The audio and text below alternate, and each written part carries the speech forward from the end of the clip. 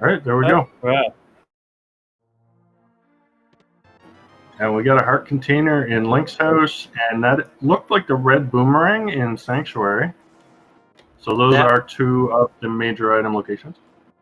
That was indeed. Now we do have the uncles start from the bottom screen, and looks like they're going to go... Excuse me. I had this backwards. It's the top screen that's starting at uncle. Yeah, bottom two runners going straight for the Houlihan play. Interesting decisions on both parts. So there are two major items here on the top screen, one on the uncle, one next to the uncle. So that's a very dense kind of location to just go straight to. And we got the flippers.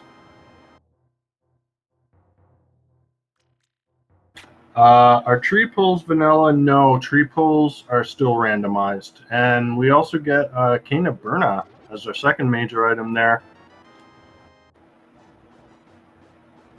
Looks like we'll be going for a little safe swim, and it'll be interesting to see where they choose to go next. Yeah, I'm not sure what Ricky of Kokiri is doing. Oh, maybe just going for a second tree pull.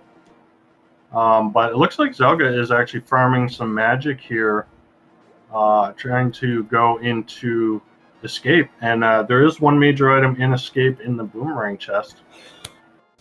Okay, Ricky realized he doesn't have any magic. That was what Zelga was doing, farming up a bit of magic there. Chloe Power heading down to buy some bombs with that Houlihan money. Jimmy are also going up to the uncle. Again, two quick items here.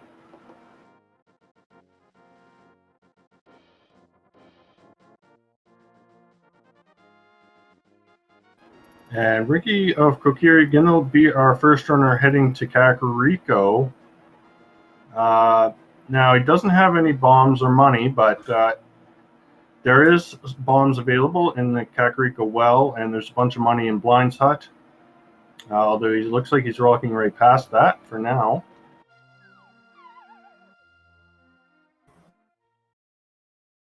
So we are going to see the three bombs here. Now there's a heart piece in the back of the well, and it looks like Ricky is going to go after that heart piece. And another heart container in the boomerang chest, so nothing too exciting found so far, just those flippers. Now those flippers do unlock a bunch of checks. We got Zora, we got two major items in the waterfall ferry. And of course there's one on Hobo as well.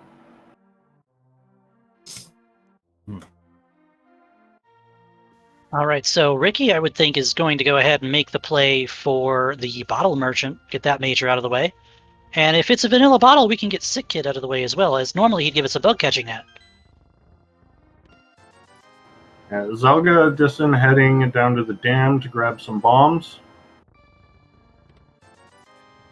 And heading over to Mini Moldorm Cave, I suppose, or maybe Ice Rod Cave. I don't see how he's going to kill the Mini Moldorms, so no, he's not going there. I guess he's just going to Ice Rod Cave. So Ice Rod is a major item. Ooh, Zelga almost getting nailed by a crab there. That would have been a death on two hearts. Ooh, we got an Ether Medallion off the bottle vendor. And Jay Mishra's not going to be able to check that castle major because he did not have enough magic for his Cane of Burna. Yeah, luckily for him, it was just a heart container, so not a huge deal there.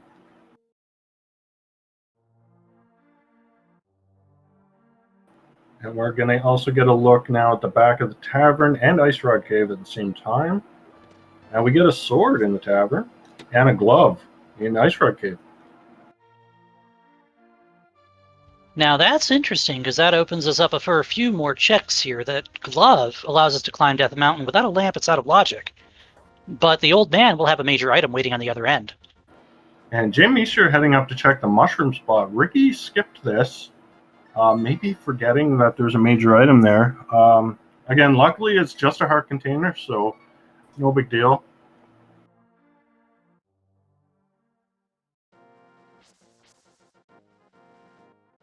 And Zelga is beelining straight for the waterfall. Yep. And Chloe checking out the hobo here. And we got a mushroom.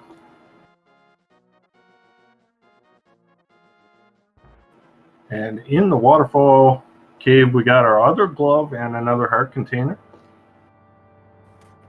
And we are nowhere near Zora money right now, but so Zelga not gonna even go up there.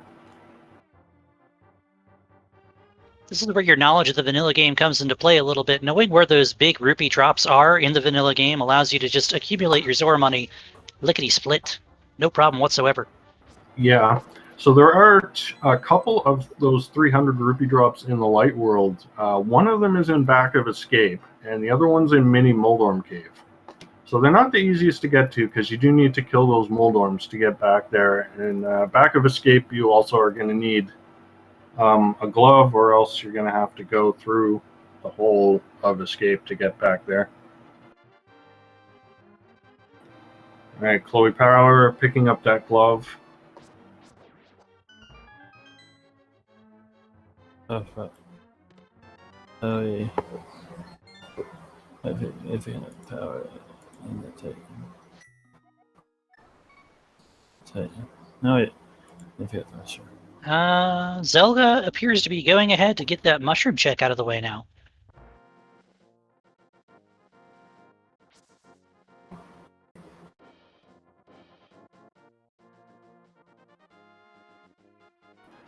Yeah, early fetch quests. You generally want to do those pretty quickly. And Jamie's heading into Mini Moldorm Cave, going to grab that 300. It's not going to really bring him. Oh, another sword there on the mushroom.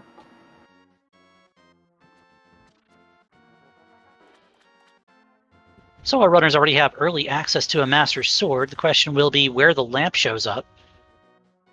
Or if a lamp shows up, since we might be seeing a Moon Pearl for Dark World access as well. Yeah, so Jimisha grabbing that 300 out of Mini Moldorm Cave, so that is not a major item, so that will always be a 300. That's why Ricky has the Master Sword.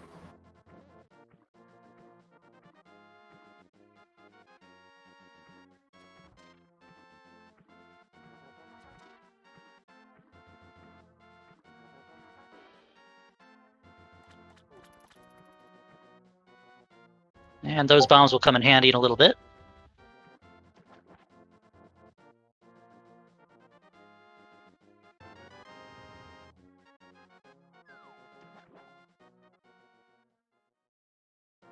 So we are still looking for a Moon Pearl for our Dark World access.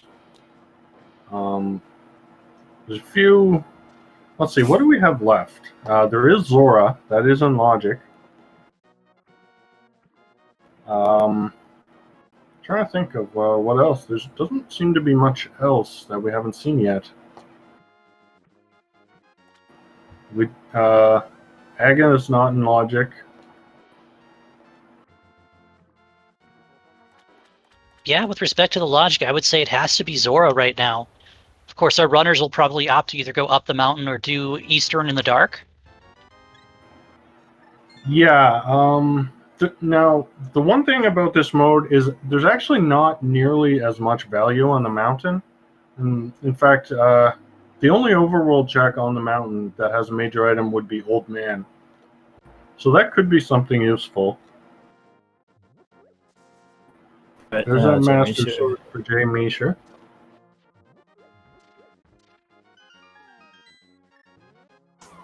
Yes.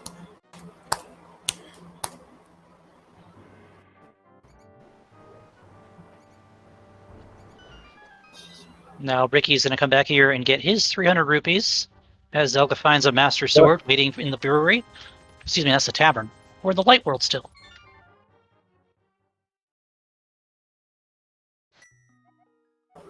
Oh, Jamie's heading towards one more location that... Oh, it's actually not in Logic, though. There is a major item in the big chest of Eastern Palace, and we can get it. The problem is that the big key is locked by the lamp. We just had a map check from Chloe Prower, and I saw at least 2 pendants. That might have been 3 pendants in the light world. Yeah, I can confirm what you saw, at least 2. I didn't see what desert was, but I'm pretty sure I saw blue and red. Now, Okay. Ricky and Zelga are doing their Houlihan plays. They'll have 500 rupees by the end of this. Well, actually, Zelga's going to be a little bit short.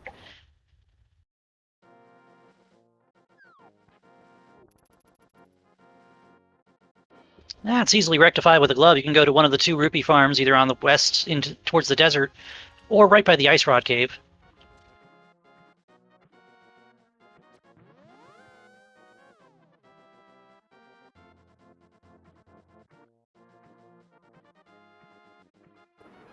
Chloe Prayer going to grab 100 rupees here out of the first chest in Eastern.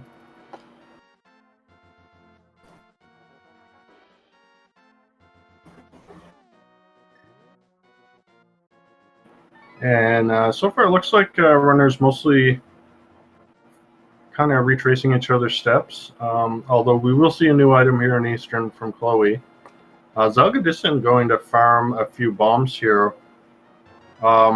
I don't think he had gone to...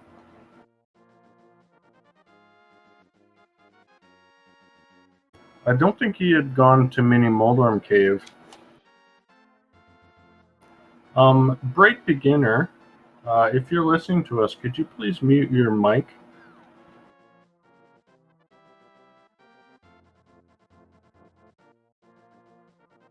All right, Ricky going up to Waterfall and get Zora at the same time. And Zelga is trailing in that direction, and Jay Misher also having 500 rupees will follow in suit.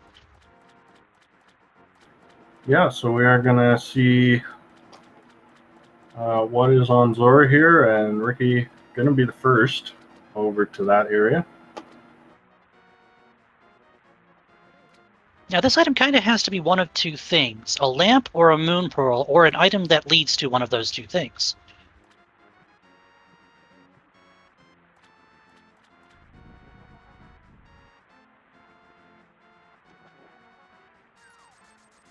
And there's that Moon Pearl on Zora, so we got our Dark World access.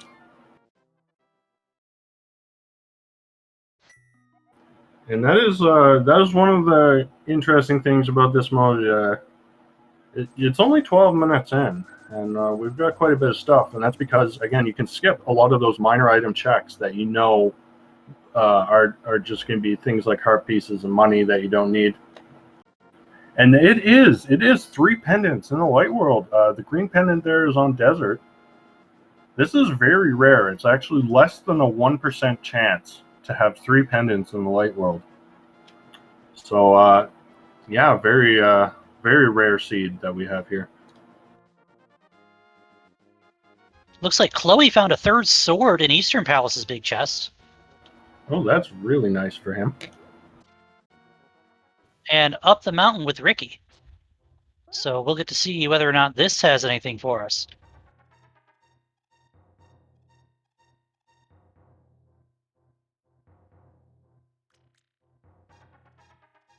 Yeah, Ricky is missing a glove. I cannot remember which one he's missed. He went to Zora. I don't think he went to Ice Rod Cave. Yeah. So hopefully he doesn't forget about it. He should know that this is not logic. We do get a heart container off the old man.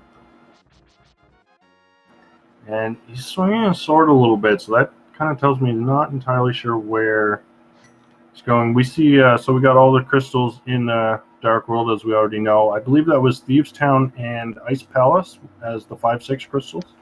That it was. And of course, with a 3-pendant light world, that means the requirements to pull the pedestal aren't exactly too strenuous. Just need to find those major items that allow you to finish those dungeons. Pedestal itself is a major item, as it normally has the Master Sword. That is correct.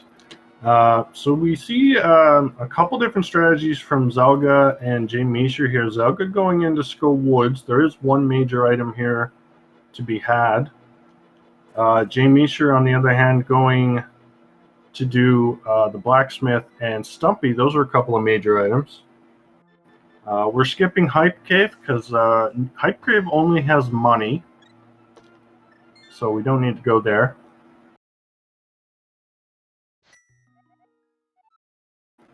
And Chloe Power heading up to Zora now, going to be the last runner to get that Moon Pearl.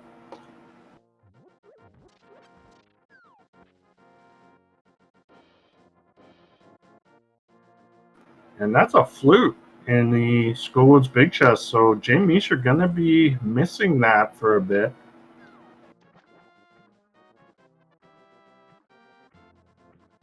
And that flute is going to be required, of course, with Mire being a crystal.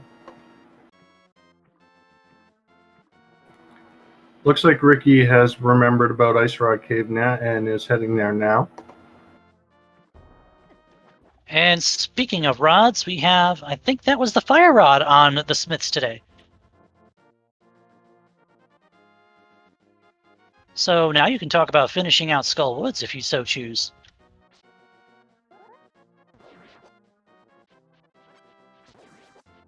All right. Another little comfortable piece of information, we get a little look at our stun prize pool for Ricky, and he determines, yeah, this boomerang's a little bit more useful. It is hearts today. All right, there's those Titan's mitts for Ricky. So all of our runners now with Dark Rule access. Okay, James are now heading up into Skullwoods. So they're both going to get their flute. And that is, let me think. With that ether medallion, we could potentially... No, we can't get into Mire because we need boots or a hook shot. But the flute does put... No, the flute doesn't do anything for us, actually. What am I saying?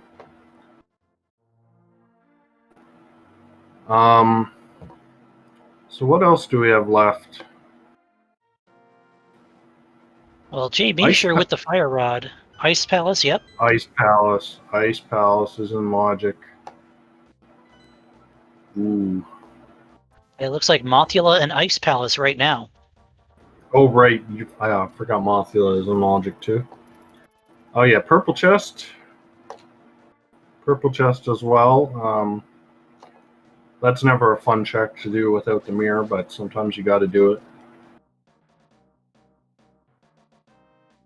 It is considerably healthier to do it with a flute instead of walking all that way, though.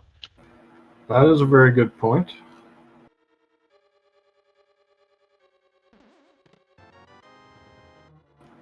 Now, Ricky, I guess not remembering which chest he needs to check in Skullwoods gets the map there. Yeah, and this is where your knowledge of the vanilla game comes into play a little bit. All of these minor locations, your dungeon items, bombs, arrows, rupees, hearts, all of that is going to be in their original locations. So, map and compass for Ricky. We have Jay Misher heading into Skullwoods now.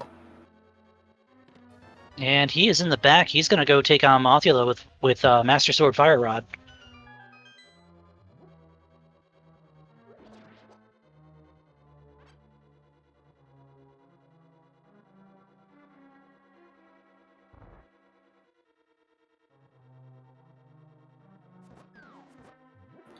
So we got just 6 hearts and green mail for Jay Misher. So this is going to be a pretty tricky fight.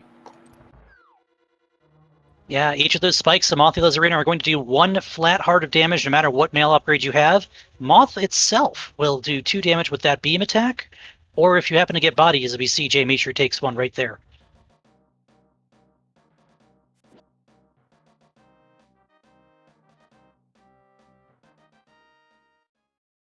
Doing well so far, only taking 1 hit. Oh, takes another hit and another hit. Now he's in trouble.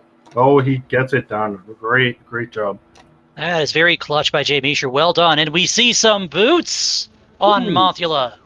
That's great.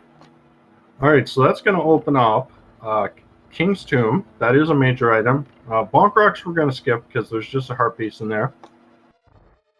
But more importantly, it lets us go fast for the rest of the seed.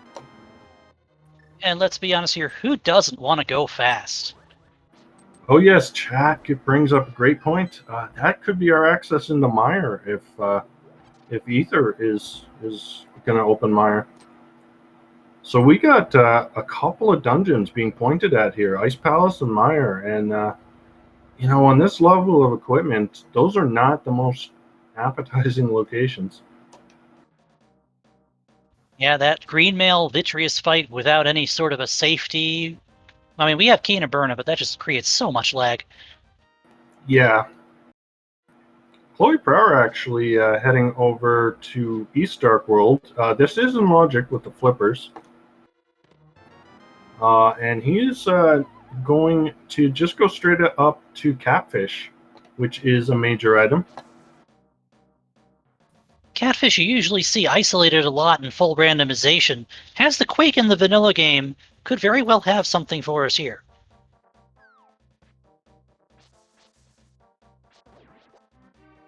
And Jay Meisher's giving us a look at the Capes vanilla location in Kingstown. Ooh, Oh, and he gets rewarded. Yeah. So that Cane of Samaria, of course, a required item. And again, that's just another potential item pointing towards Meyer. We know there is guaranteed to be an item on the boss of Meyer, so that cane of Burna, well, it doesn't quite put in logic without the lamp, but it does make it possible to do it. Oh, I missed what was on Catfish. Did you happen to catch that?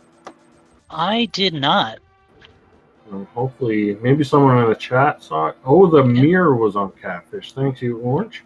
Yeah, Mirror is pretty good too. That gives us logical access to Tower of Hera, provided Chloe goes to get the flute out of Skull Woods. Yeah. And getting the fire rod from the smith, I think that's where he's going to go next. Speaking of Skull Woods, Zelga dispatching Mothula. Yeah, very nice fight there as well.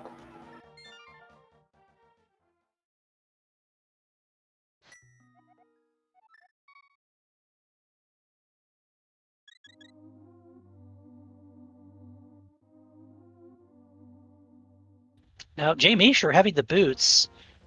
Unfortunately, the boots aren't going to give us too much of a quicker time with the trudge of the purple chest here, but the flute, on the other hand, it's one of the only times you might actually think about fluting to 7. Yeah, 7 is probably one of the least used spots in the game. And we got Zaga. Okay, just starting from the mountain, head gonna flute somewhere. And we get a shield from the purple chest, so that's not too exciting. Now, for Chloe, having that mirror from Catfish makes routing the smith chain a little bit nicer. Absolutely. Zaga Descend now checking out the library. Gonna grab this heart container. The library, of course, has the book in vanilla, so it is a major item. We got Bombos waiting to open up Meyer, so that is not the play. All right. But with that mirror, we can get into the desert. And with that fire rod and the boots, we actually can full clear desert. Yep, we got Desert to talk about here. We can actually do Hera as well. Yeah. So we got 2 pendants we can do already. Eastern Pal is not going to be in logic until we have a lamp and a bow. Jimisha now heading back for that boomerang chest that he was unable to get earlier. And of course, just another shield on the purple chest. Red shield is really not something you necessarily need. It is nice to have when you can consider fights like Blind. We haven't talked about Thieves Town yet, have we? We can still do that too. Right, Thieves Town's an option. The issue with Thieves Town is that you know one of the items is going to be in the big chest, and you need the hammer to get that big chest. So that is probably why most of these runners are going to put off Thieves Town until they have to go there. See, now the real troll there would be if Thieves Town just so happens to have a hammer on Blind. That would be pretty horrible, but it can happen. Ricky's going to be able to go fast in just a few minutes because he's taken his second glance into Skull Woods. Yeah, Chloe Prower not far behind there as well. Zelga taking the purple chest on a little tour here. Yeah, he must be making his way towards Catfish. I can't think of anything else that he would be going for. Yep, Catfish having the mirror. Zelga's going to be able to mirror right out and food straight to 7 without a save and quit.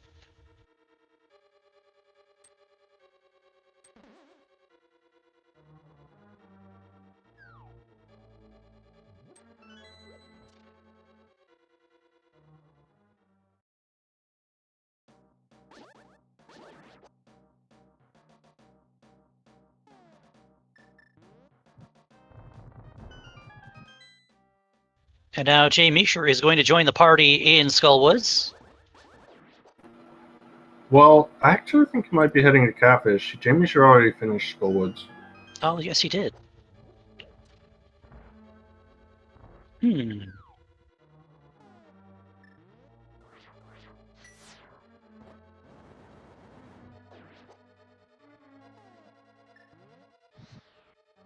Ricky showing us, yes, indeed, Ether will one-shot kill all Gibdos and Stalfos on the screen, with the exception of Stalfos Knights, of course.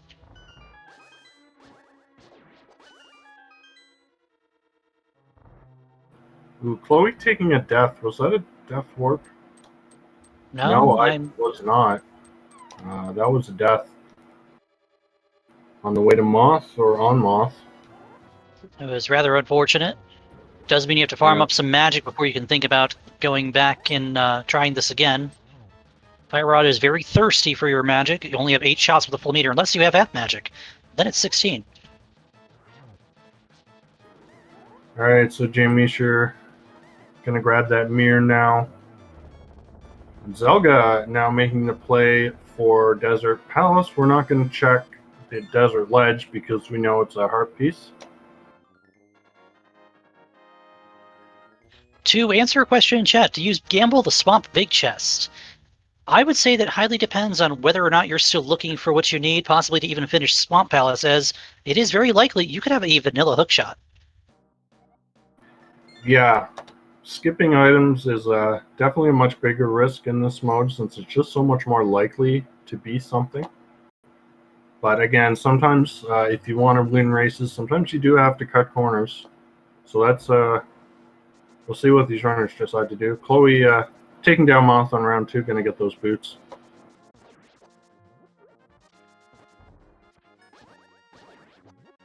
And Ricky heading to King's Tomb, getting that Samaria. All right, let's see what's in Desert's big chest. Zelga will be showing us in about 10 seconds, maybe less.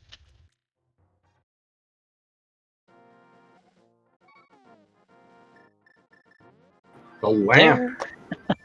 There's your lamp. Well, all right then.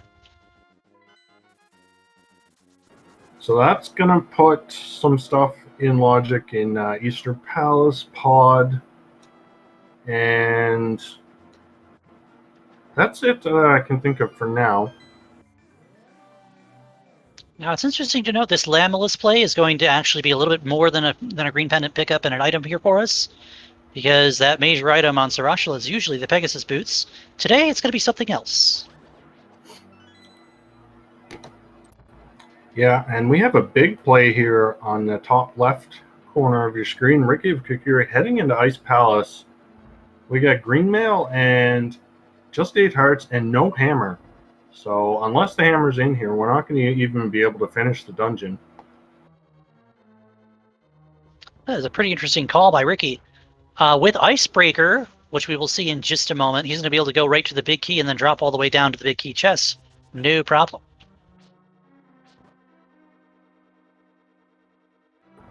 Yeah, so this is a pretty huge gamble from Ricky. But we'll see if it pays off. So I'll go finishing off Landmo, and we get the Ice Rod. And well, we know we'll pendant. need that later, so that's good to have. Absolutely. So that's at least one pendant that's required today.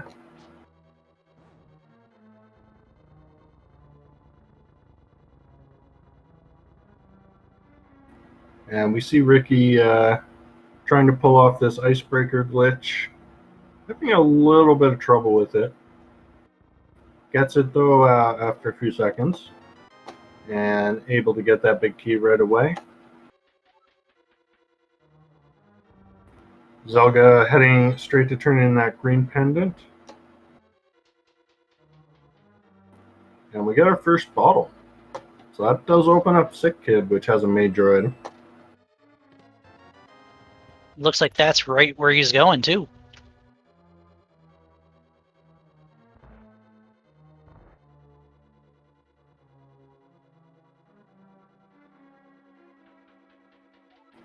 And just a heart container on Sick Kid.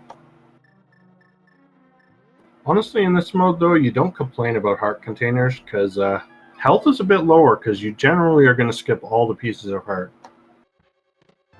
And just a bug net for Ricky's trouble. That's really unfortunate. So now Zelga's going to make this play. He's going to go to Tower of Hera. Yeah, so we got 2 major items inside there.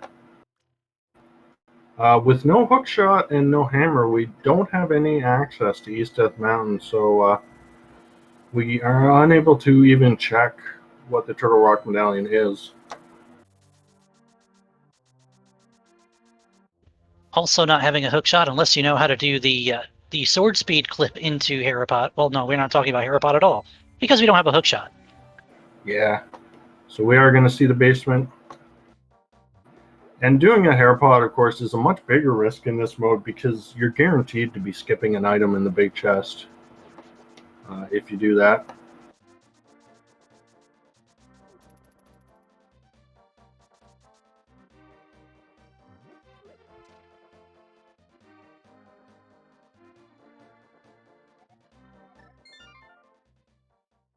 And Jimmy's heading into Eastern to get that one item that is now in Logic. We know it's going to be Tempered Sword for him. So not really what he's hoping for with an Eastern dive, but Tempered Sword's at least nice to have. Yeah, that temperature will pay dividends as the run moves on, and if you never find your second bow, which, isn't as likely in this mode as it would be in a full randomized seed, at the very least you have that for your Ganon fight, and not get stuck on Master Sword Silverless.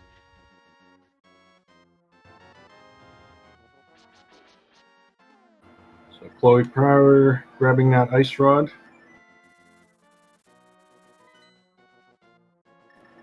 And Ricky staring at his menu for a second. Flutes off to Eastern now. And he's still not gone to Catfish, I don't think. So missing that mirror.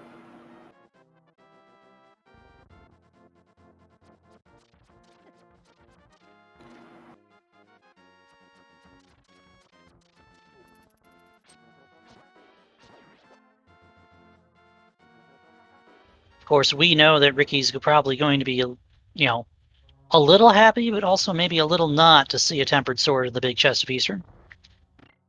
Yeah. We get powder in the big chest of Hera. So there's a fetch quest. We can do it, but we have to go the annoying way, where you have to go through the Kakariko portal and then mirror to get into Magic Bat. Because we still have not seen any sign of a hammer. Yep, and in doing that, you do orphan the portal that you leave on the other side of the stump, so you'd have to take the long way back to the Dark World as well. Yeah. Now, Moldorm out of the way, let's see what he drops for us. Just a bottle.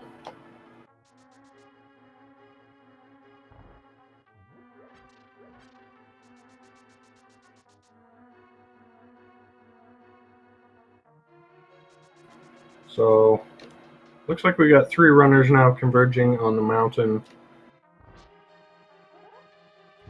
Well, and 1 leaving.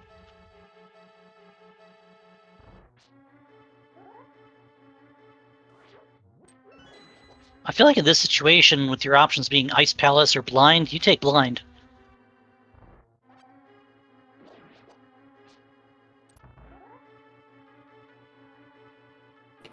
Yeah, for sure. You want to go for a dungeon you can at least beat.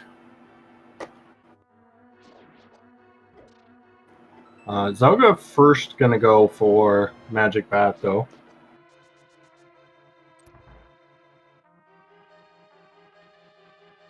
Honestly, probably a good move. If this is your hammer, you're talking about opening up quite a bit.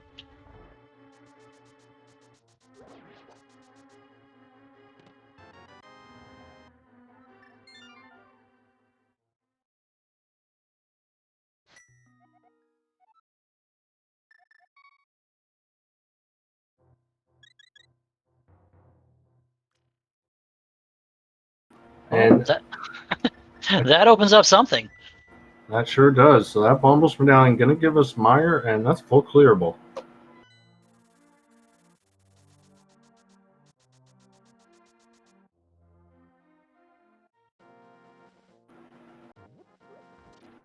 So Zelga first going to stock up on some potions, and I don't blame him. We're still on green mail.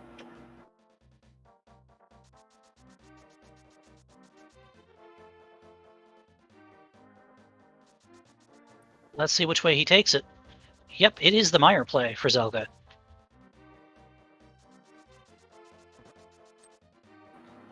And Ricky finally heading over to Catfish to get that mirror. Probably going to see a couple of raid slashes here. And we're going to get a roasted bird. Yes, we are.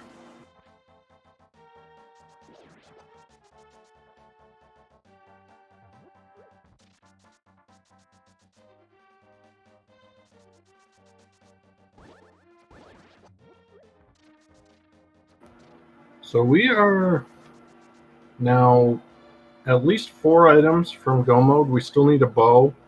We still need a hook shot and a hammer. Actually, that's 3 items. And possibly we need 4 if Turtle Rock is Quake.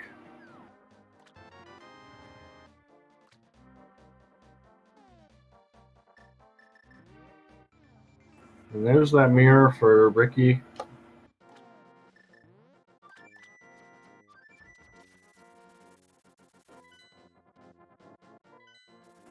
So Zelga getting that first key from Meyer. So it has to go through the cutscene chest to get the big key, to go to the big chest to get the first item.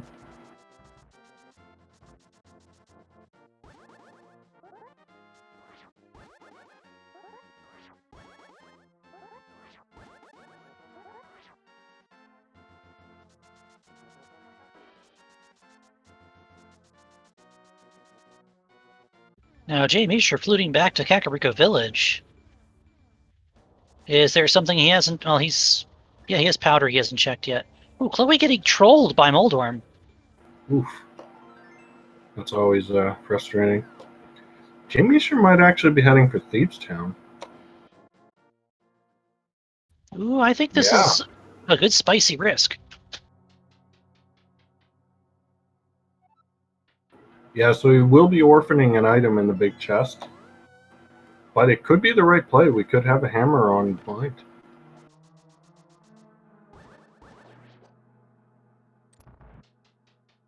And we have a group of 22 coming in from Speed Gaming 6. Thank you for joining us on tonight's daily race of A Link to the Past Randomizer.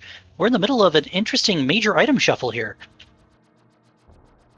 Yeah, that's right. So if you've seen Link to the Past Randomizer before, normally you have all the items shuffled. Every chest could be something important. But here, only the major items are shuffled. So only the inventory items and heart containers. So a lot of checks are able to be skipped in this mode. And we get blue mail in the Meyer Big Chest. I think that's going to be pretty welcome for these runners at this point. I think that's probably one of the nicest places you could hope to find a mail upgrade. About to face off with Vitreous. 10 hearts green mail fight is not easy.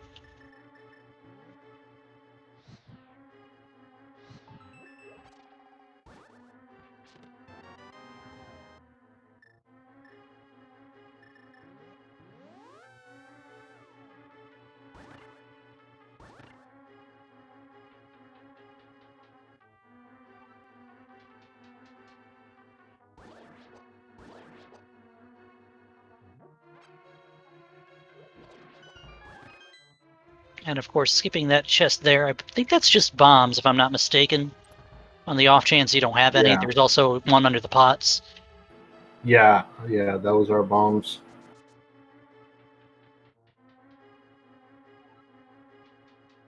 Zelga showing us a little bit of spooky action in the basement of Mire. Yeah, it's a fancy little glitch. It's one that's been known for quite a while. Allows you to save. I think it's like about 10 seconds in Mire, something like that. And Ricky falling all the way down to the first floor after failing that bomb jump. That is a really unfortunate time loss. Saga, meanwhile, pulling out the blue cane for Vitreous. I think this is a decent strat. And gonna refill here on magic. Yeah, Zelga not having been to Eastward yet, still on Master Sword, so these eyeballs are a little tankier than usual. And here comes Jay Misha with a blind fight. Today's blind pun is something something tires fixed something something flat rate. Huh. Alright, Zaga now enters the long phase of Vitreous where you just slash as many times as you can without getting hit. And what do we get? Just a heart container. So Mire not paying off, but it is a crystal, so not a big deal.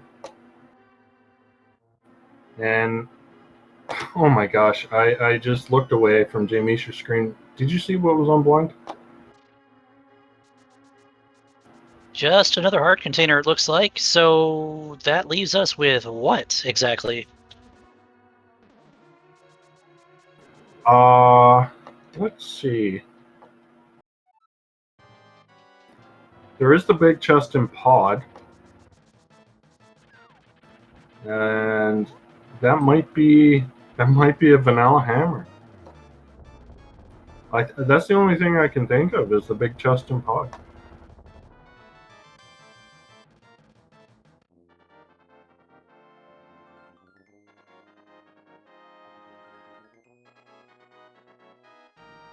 Vanilla Hammer would be the best case scenario, I think. You know what the worst case scenario would be? A shovel What's or that? a book. Yeah, that'd be pretty awful. And our runners do have access to both of the tablets right now, so a book gives them access to 2 major items, and information on a third if they so choose to read the pedestal.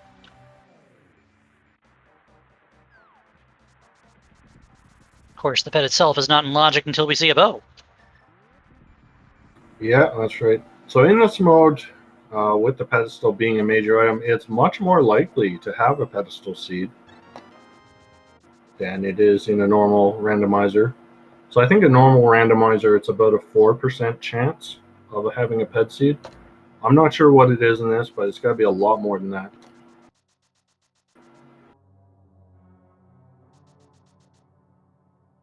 All right, Chloe Pryor and Meyer about to get that blue mail, and Jimmy are not far behind. And Zelga actually heading into Thieves Town as well. Yeah, this is probably a better play than going to Pod right now in his eyes, but we know it's not going to be the ideal play.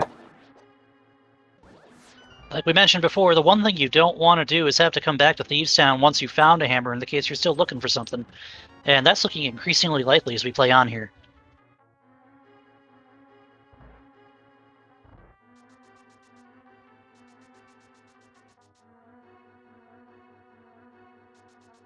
So you make sure you're picking up a second key here.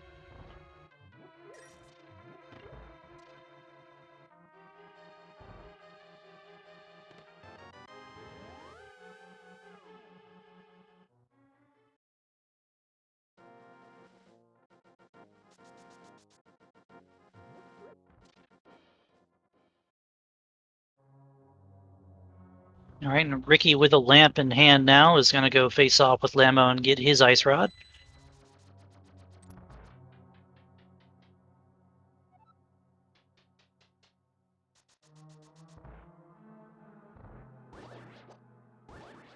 It took a few tries, but Chloe also getting some spooky action done in Meyer here. I didn't see if Chloe went to get a potion or not. Yeah, I'm not sure. Okay. Well, we do have a blue potion, and of course we got the powder, so we can get some hearts from a fairy there. Of course, Chloe with Tempered Sword is these spins are going to do gold sword damage. Be very nice. Get rid of those eyeballs in no time at all.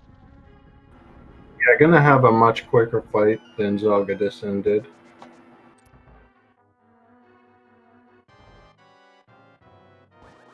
And with the heart container on blind, we're just waiting now to see Zelga make his way over to pod.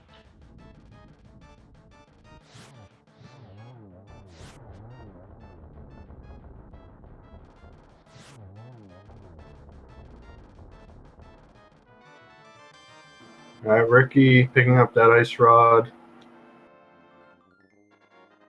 So all our runners with, I think, all the same items pretty much now.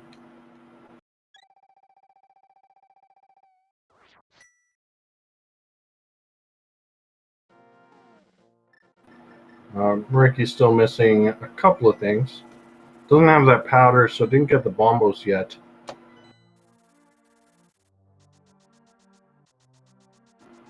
We do have Zelga now heading towards pod.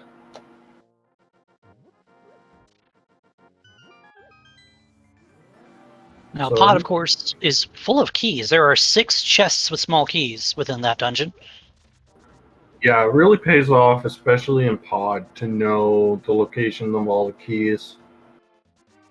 And I know Zelga is very experienced with spoiler races and such, so I assume he knows how to route this dungeon in the NMG way.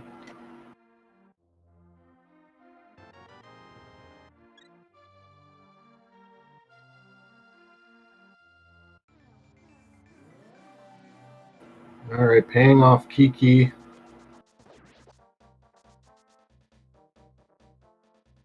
Just barely having a little change in pocket after that transaction, but at this point, rupees aren't really that important.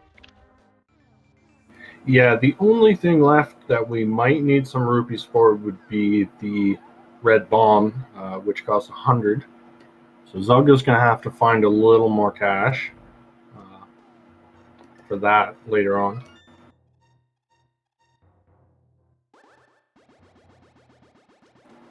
Thanks to an anonymous cheerer throwing 250 bits. We always appreciate all donations, helping to keep speedrunning going, or speed gaming going, rather.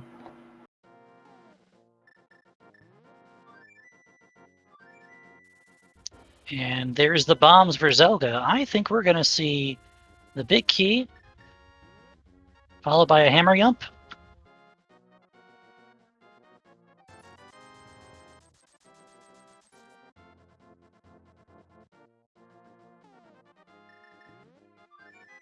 And another 250 bits coming from Luke Remu. Thank you very much. We do appreciate it.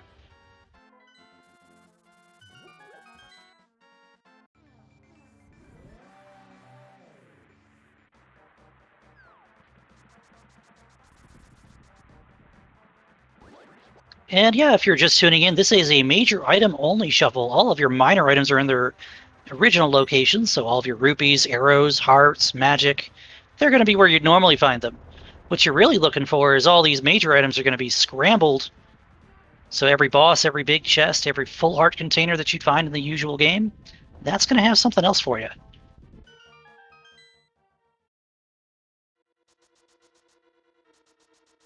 So Zelga here running down into the basement of pod, grabbing that single arrow just for the memes, I guess. And there's a small key that he needs.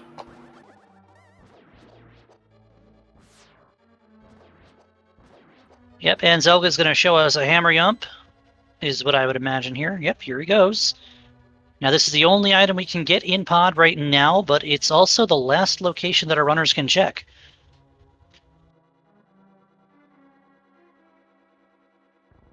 And it is the bow. So that only unlocks Eastern and, of course, the Pedestal. So could we be looking at Hammer on Pedestal?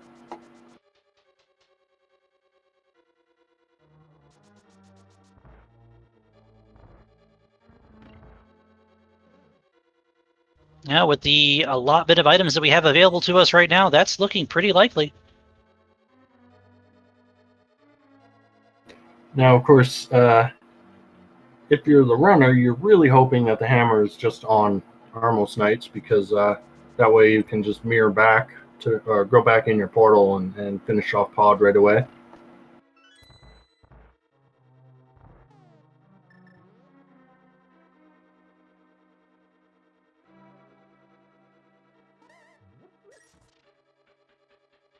It does look like Jay Meisher and Chloe Prower have the same idea here. Yeah, Chloe Prower making a little bit of a mistake there, trying to flute to 5 and go through the portal to get the pod there, but no hammer. So we got to go the long way. Saga finally going to pick up that Tempered Sword out of Eastern. The good news for him is he'll be able to single dip this dungeon.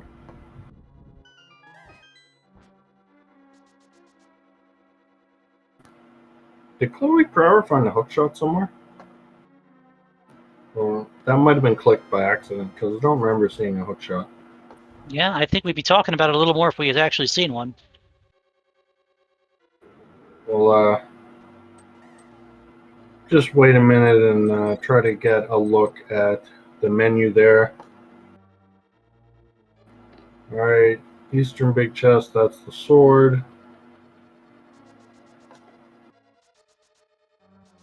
Okay, we're confirmed from our tracker that was just a accidental click.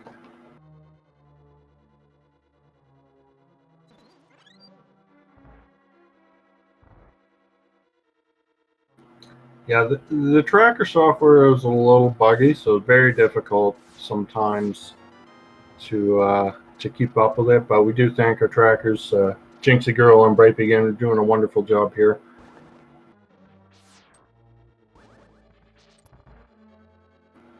Alright, so Zalga now coming up to this Armos Knights fight.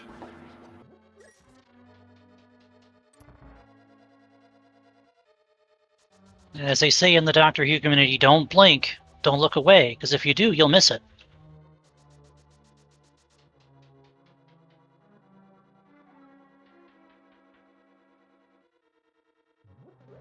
It's just a heart container.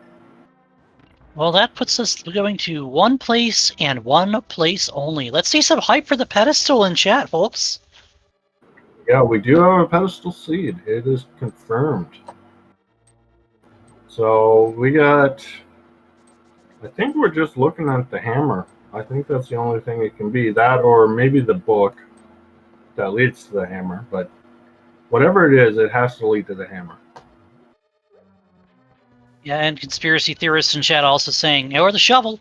Could be the shovel leading to a hammer. That would actually be nicer than a book. Yeah, at least it only gives you one chance to, or one item you have to check. And the shovel's a much nicer check than the tablets. The tablets are a pain to get to. Of course, if we are talking about book, we could always go do both tablets and find hammer and hookshot, and then we're talking about go mode. Alright, what's it going to be? It is the hammer. That gives us a few more options here. Yeah, so we can full clear now Ice Palace, Swamp Palace. No, not Swamp Palace. We're still missing a hookshot. Now, we still can get the big chest item out of Swamp Palace. Of course, there is no guarantee that that's going to be your hookshot, so I would imagine we're going to do everything else we can first. Yeah. Turtle Rock, of course, now is probably available, unless, of course, we need Quake. But Zelga first going to head for Pod, which makes a lot of sense. It is a full clearable crystal dungeon.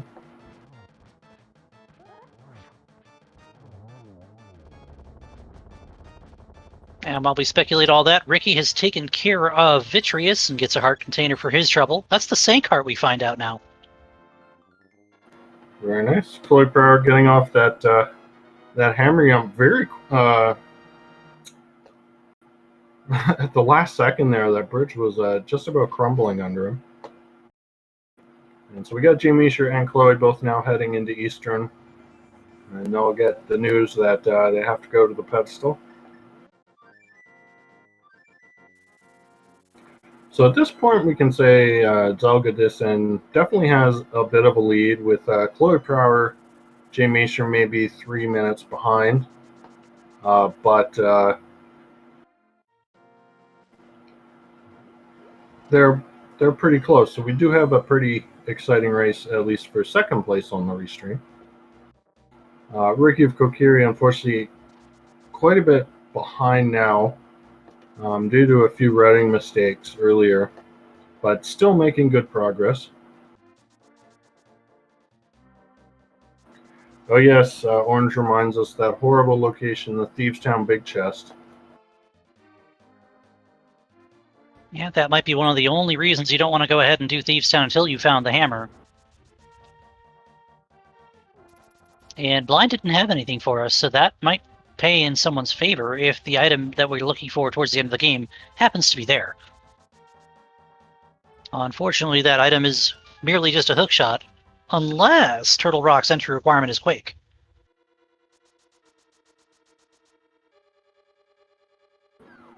Hey, Zelga taking down Almosaur King. So are we gonna have to find anything here? No, just a harp. Just a little bit more love.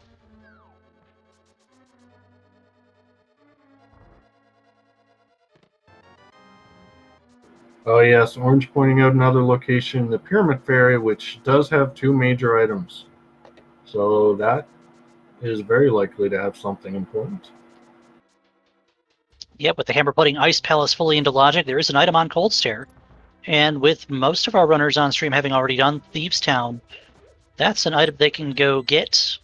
And if you happen to not find what you need, go buy the bomb. Alright, Jamie Escher now pulling a ped and getting that hammer. And Chloe Power right behind. Zelga Dissen now heading into Ice Palace. Yeah, the unfortunate truth is we had an early Ice Palace dip, and it is the net in the big chest, so Zelga's probably going to check it, and, you know, not be happy to see it. Yeah, that is one of the things that did cost Ricky a few minutes, that Ice Palace dive, not paying off at all.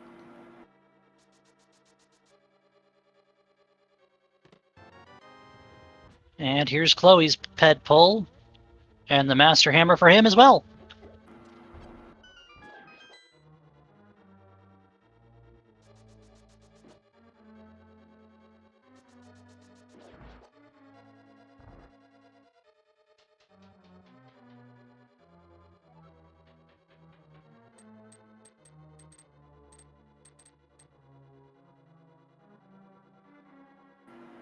So Zelga now into Ice Palace. Jamie Escher choosing actually to go Ice Palace first before clearing out Pod, which is fine because with that icebreaker, it actually makes Ice Palace now one of those dungeons that doesn't change too much between go mode and full clearing.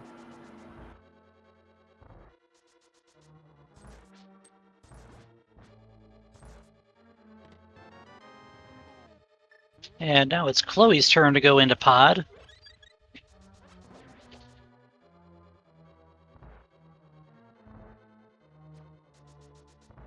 Yeah, this is an interesting call by Jamie Escher deciding to leave Pod until a little bit later.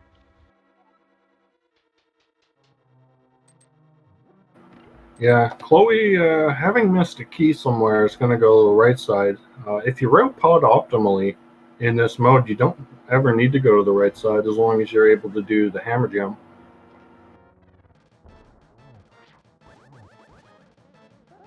Ricky of Kokiri now on that blind fight. And Zelga coming up to Cold Stare.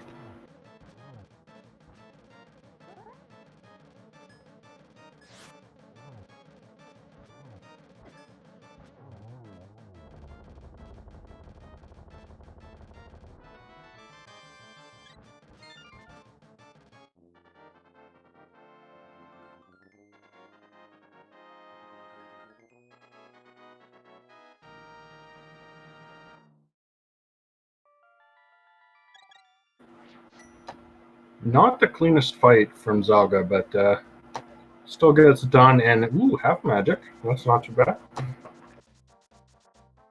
Yeah, half magic, well, one of those things you don't necessarily need to have. It's definitely one of those nice-to-have luxuries, especially getting later in the game here. Yeah, Jamie Misha right behind on Cold Stare. And yeah, a little bit cleaner of a fight. Keeps the puffs there in the corner for most of it. So, pretty nice fight from Jamie Misha.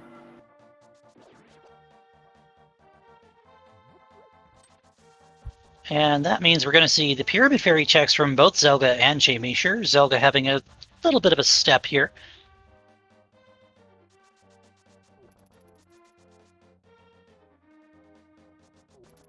Now, you'll know it's a meme seed when we see gold sword, silver arrows.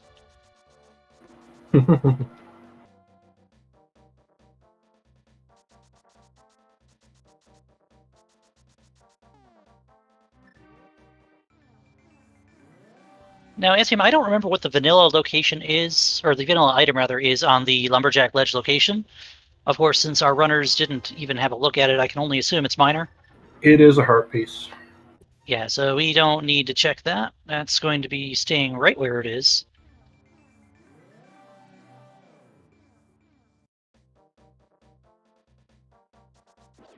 Can tell it's been a while since I talked about hundoing this game.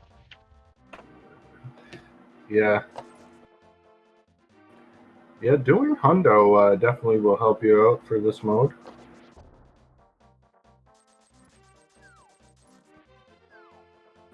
Alright, what do we got? Blue boomerang, and oh, we got half of the vanilla items there with that gold sword. Gold sword's going to save you a little time on Trinex and not much else. Alright, so now we're looking at basically either Swamp Palace, Big Chest, or Turtle Rock. And Zelga is going to choose Turtle Rock since, of course, you can probably full clear it. Jamie Misha now going to head into Pod.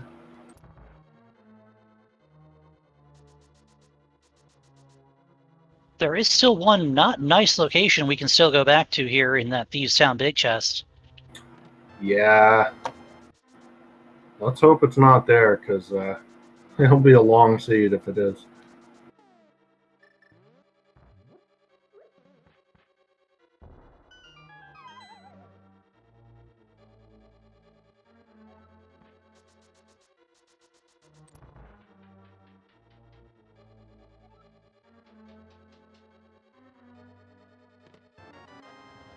All right, can we even come in here, or does that medallion on the ground say Quake? Let's find out.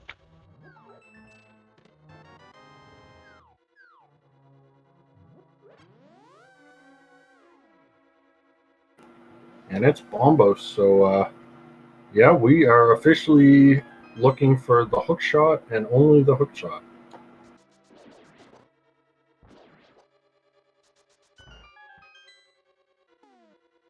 Now, in this situation, it won't matter how long it takes for you to go through Turtle Rock. You'll only go in for 2 items in here anyway. If you're here, you might as well take it all out. Yeah. So we're going to be able to skip a few checks in Turtle Rock because we know where the map and compass are and we know where the keys are. So you're seeing Zelga distance skipping that first chest. That's the compass chest.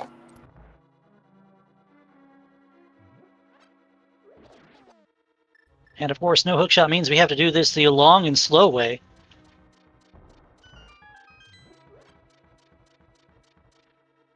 Yeah, good on Zelga for for remembering to go the correct way. It's so easy to forget there. Oh no, he's missed the first torch. That's unfortunate. Gonna have to go back around. Did Ricky pick up that single arrow? I did not see, but I know someone did.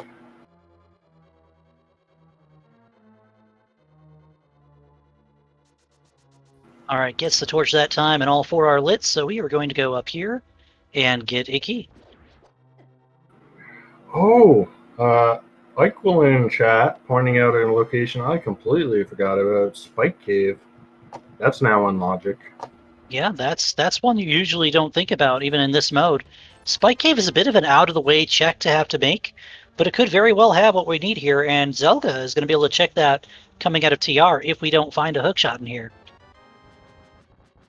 Ricky is not happy to see that bow. No.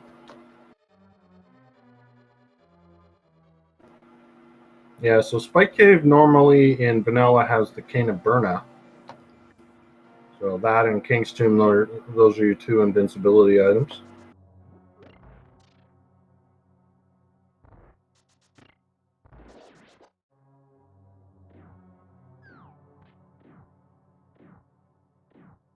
Yeah, the biggest thing about Turtle Rock in its vanilla state is how linear it is. No swiping the Poke Key today, as you need that big key that's in its lava chest location. Yeah. We will be able to skip Mimic Cave because that's also going to be a heart piece.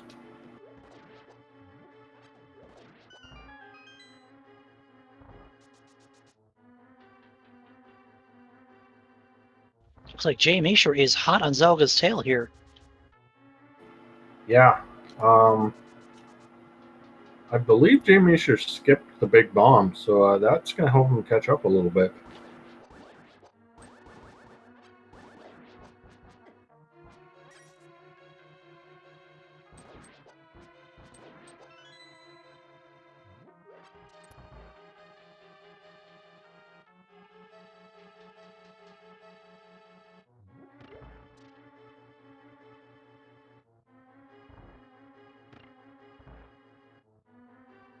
We've already seen Ricky throw us a few slashes at some items he wasn't happy to find, and just in a moment, we'll see him have to react to the bad news that what he needs is on the pedestal.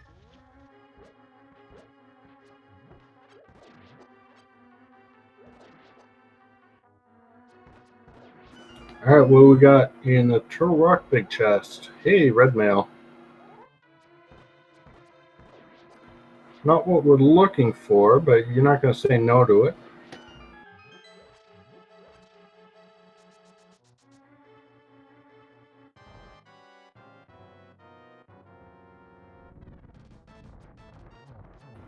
Chloe picking up that gold sword and boomerang from the big bomb.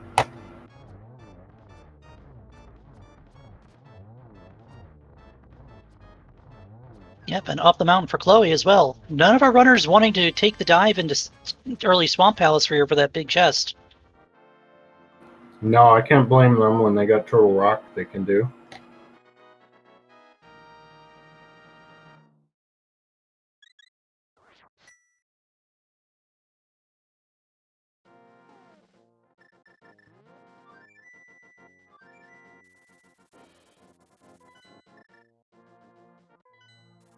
And of course, in Laser Bridge, you can skip right to the last chest. That's always going to be your key.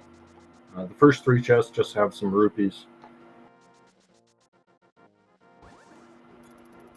And Ricky going to be the final of our restream runners to head up to the pedestal and get that hammer.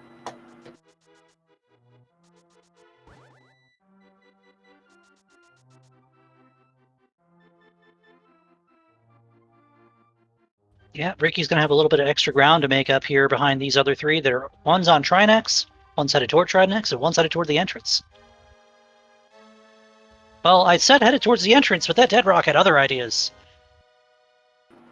Yeah, Chloe dashing over to move the dead rock off the screen and gets dead rocked again. And decides while he's there to pick up a fairy from those bonk rocks. Yep, Zelga with a good zero cycle on the first half of Trinex, and of course one spin and a slash, and he's out of the way, and it's just Quake. We're going to Swamp Palace, or maybe Thieves Town. Yeah, wow. Both of those options really are not fun. So, which one's Zelga going to pick? I think he'll probably go to Swamp Palace first, just because if it's there, then we'll be able to finish the dungeon right away. We do have Spike Cave to look at first, and look at him go. Right, Spike Cave.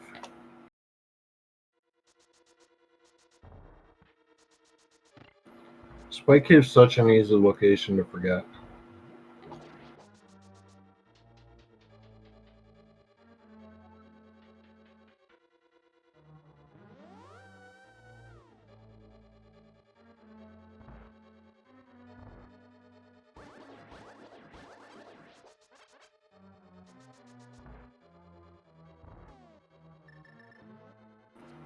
Alright, Zaga. Gonna find out it is just a bottle. So now we do genuinely only have those two awful locations to check. And you call it, he's going straight to Swamp Palace.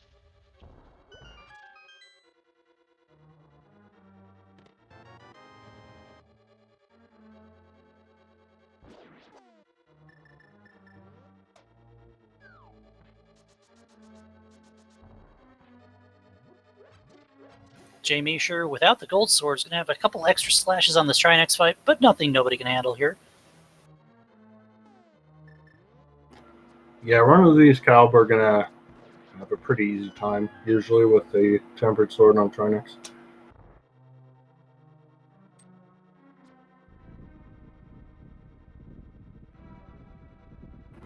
So it could be an opportunity for Jay Misher or Chloe Pryor to catch up a bit here if one of them goes to Thieves Town first instead of Swamp and the hookshot happens to be in there.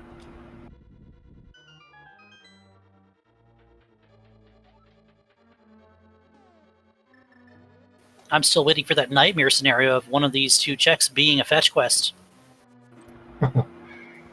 Still two at large here. We got the book and the shovel that none of our runners have located yet. So either of these locations could be one or the other. Yeah, I hope it's just here in Swamp, though, because honestly, these runners have been through enough this seed. Not to mention how rude a vanilla hookshot would be. Ugh. Let's not dial that up. Let's see it. Gonna have to go get that big key from the left side, though.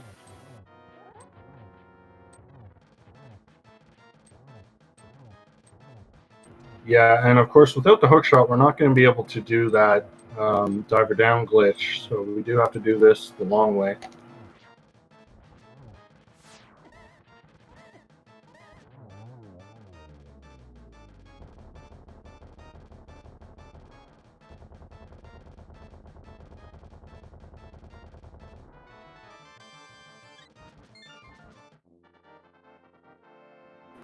Alright, there's pod finished for Ricky.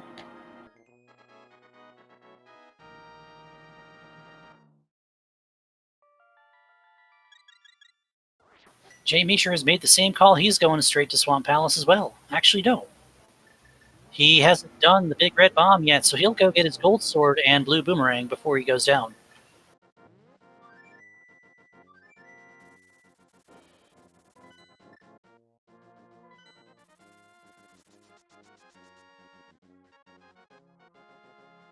Alright, Ricky heading into Ice Palace now. Gonna be the only one on the stream that is double dipping this dungeon. Yeah, the only thing that makes a little benefit for Ricky is he's going to be able to drop right past that big chest and not even look at it. Well, maybe look at it with disdain since it only had the bug net for us. Yeah.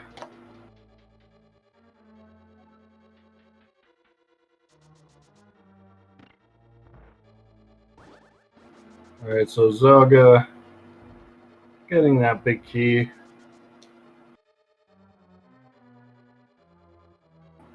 Jamie sure gonna throw a bottle into the ferry and just gets a B, so that's not very exciting.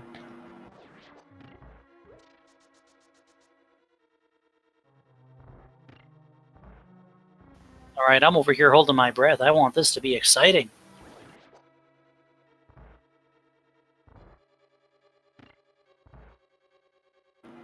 All right, is it here in the big chest?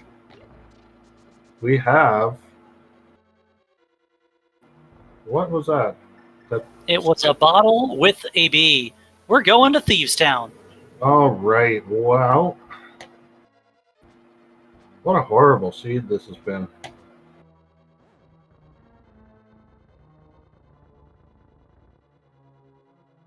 We talked about it earlier, folks, that hammer being where it was meant we were leaving this big chest in Thieves Town. And here we go. We got to go back. Look at this. Jamie Escher is heading to Thieves Town first. Oh. He's going to take the lead. This is good for Jamie Escher. This is so good for Jay Meisher, because no matter what this is, he now has a step on Zelga. Yeah, this is going to be a very close race now. Zelga is, I would say, maybe about a minute behind Jay Meisher. Looks like, unfortunately, his stream's frozen here. Hopefully that comes back.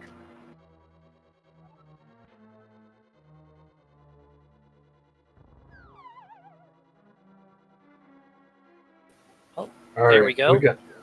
Zelga's back. So, yeah, Zelga just now a few rooms behind Jay Meisher. This is just going to be a very close race down the stretch.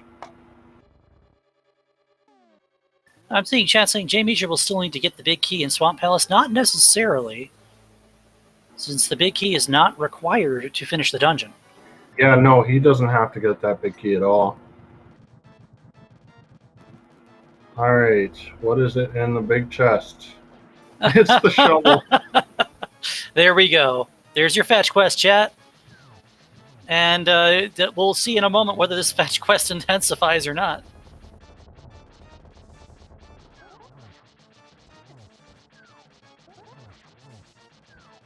All right, decision time for Chloe. Do you go to Swamp or do you go to Thieves? Getting out the flute, so I think, no, changing his mind, going to Swamp, unfortunately. So it's a sensible call to go Swamp here, but unfortunately, and we get the book on the show.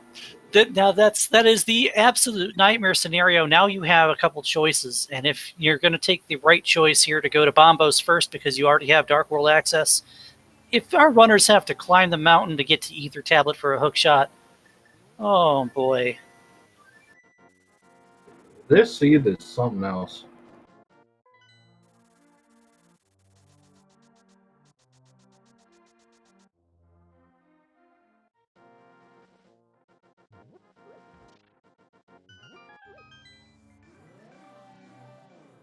All right, Seed, be gentle with us. Give us what we need. It's not what we're looking for. Hook shot on Ether Tablet. You hate to see it. Yeah, there is literally nothing else that can be there. It's got to be the hook shot.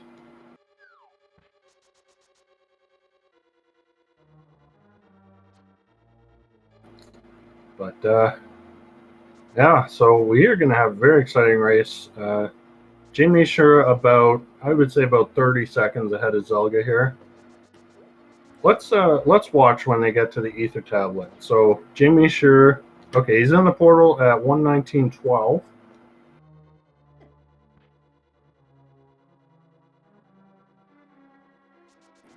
So we'll see when Zelga gets to the portal.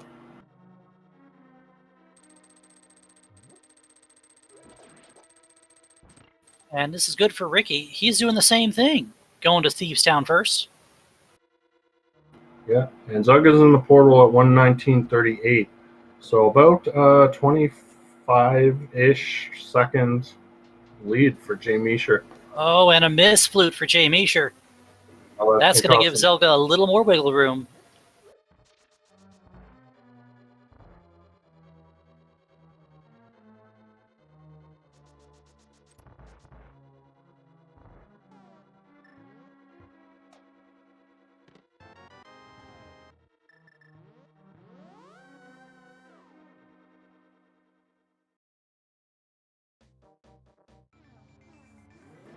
All right, so both runners off to Swamp.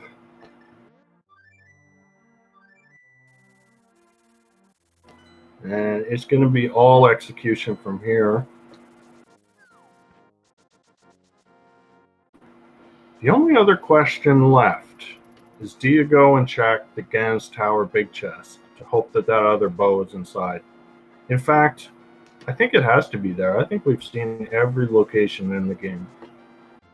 Except for Argus. We got Argus and Gans Tower big chest left.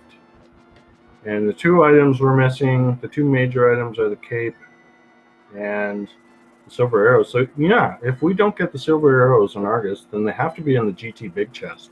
And yeah, that might be actually worth going for. Jay Meisher's going to have this added security of having already not been in Swamp Palace. So he knows there's nothing to check in the big chest unless he's, dying for those silvers. With Gold Sword Cannon's already not that bad.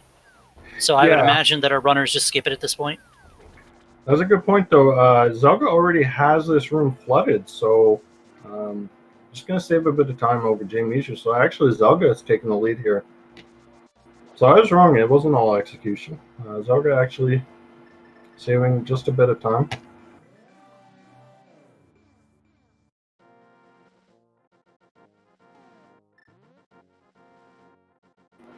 All right, Zelga into the back at 121.54.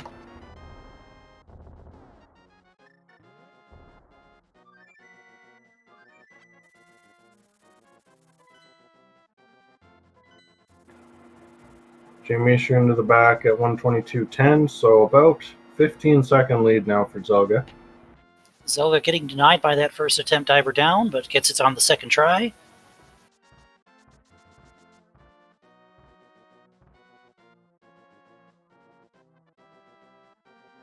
And Jay Meisher right behind him. And now Ricky, in just a moment, he'll be getting his hook shot. And Chloe has just made it into Thieves Town, so in a moment he'll be getting a shovel.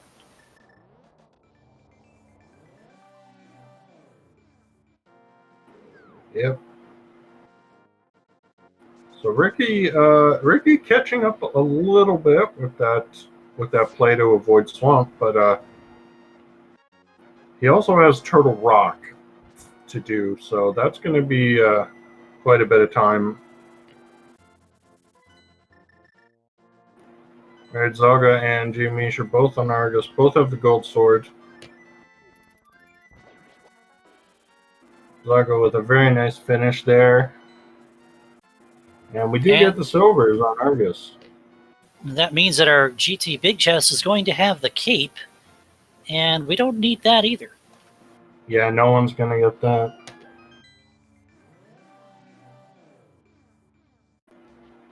Now, the one unfortunate thing about this mode is we don't get to play the GT guessing game because we know where the GT Big Key is. It's always going to be in the vanilla chest behind Ice Armors. Yeah, the silver arrows, the Ice Armors are free, the Ganon fight's free.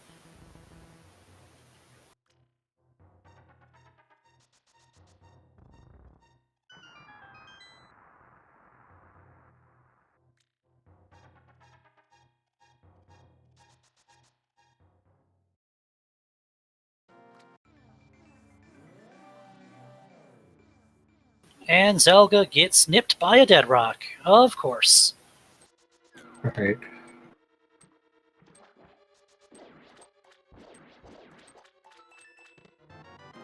So, looks like a 7-second lead for Zelga. This is incredibly close.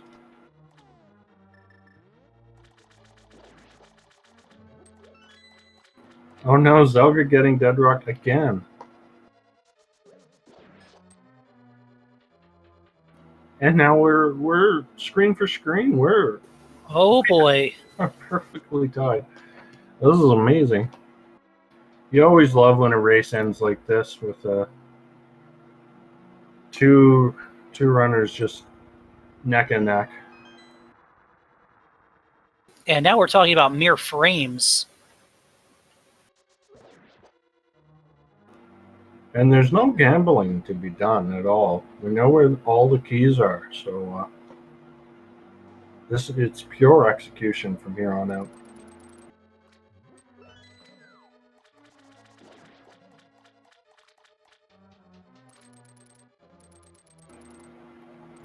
GT opened for both runners. Zelga getting in there about 1 second ahead of Jay Meisher.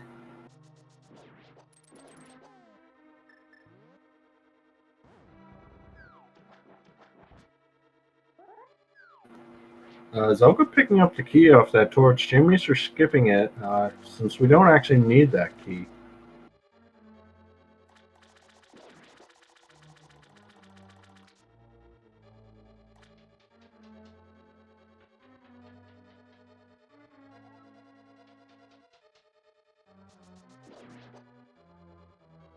Yeah, Jay Misher missing a couple of the hook grabs in that room there.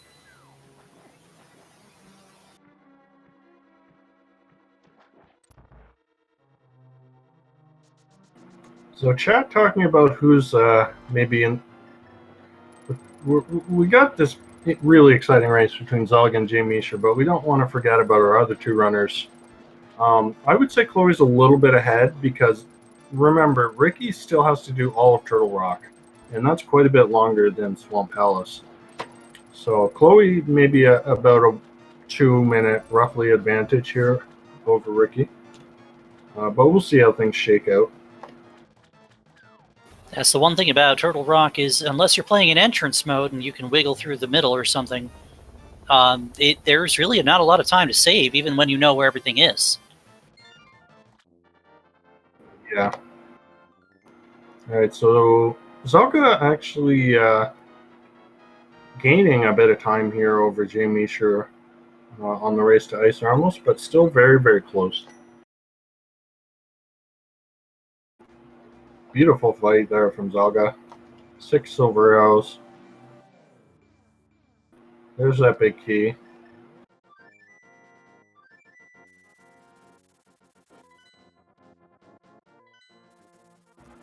Jay Misha, not a perfect fight, but still pretty solid.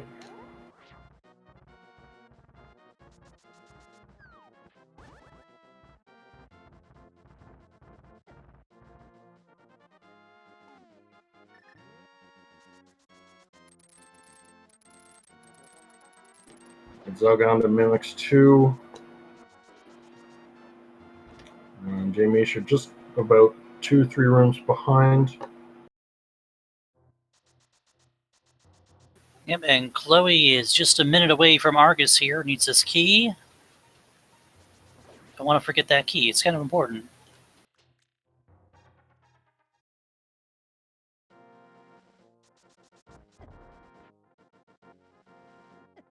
Oh, Ricky also getting Dead Rock. Dead Rocks have been brutal today. And Ricky telling the Dead Rock what he thinks of that, sprinkles a little fairy dust on him, and now he's a bag of onions or something. Yeah.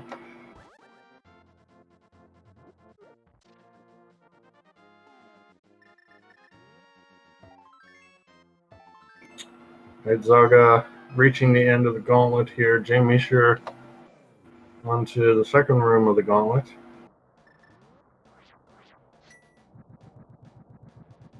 And now we have Lamo 2. There's 1 silver arrow, 2, 3. Perfect fight from Zalga.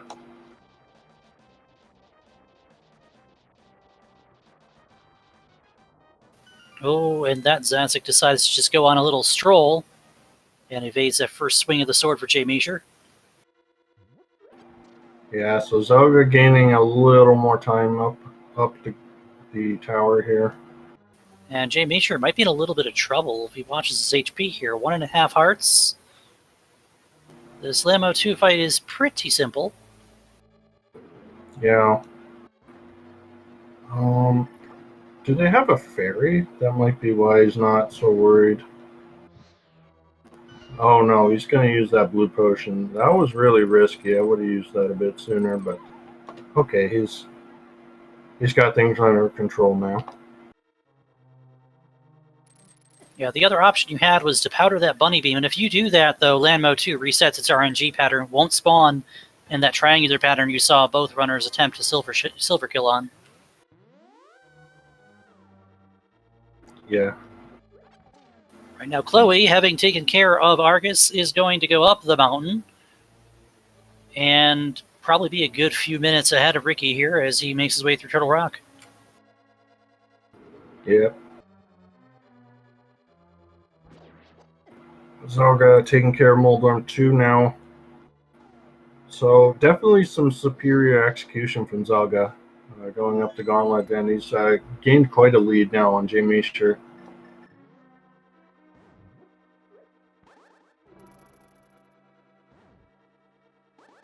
And that dash up the center without the cape, not as free, but always so nice if you can just split those bumpers. So it's Aka 2 time for Zelga.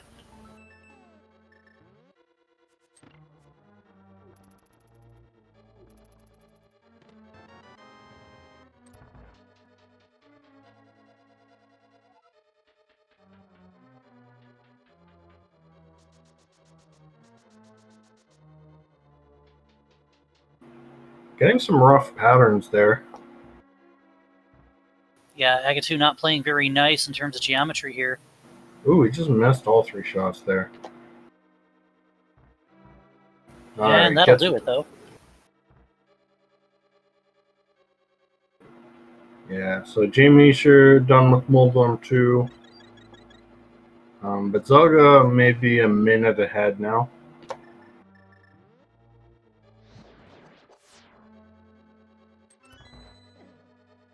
Yeah, you have to give it to Zelda for that Agatu fight. A lot of those patterns with the added blue ball in a couple of the ways that he was arranging himself, those are not some easy ones to manage to hit, and he salvaged a couple of good shots in there.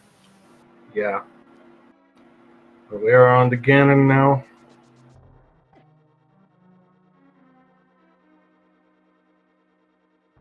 That means Jay Meisher's going to have to deal with the same thing here.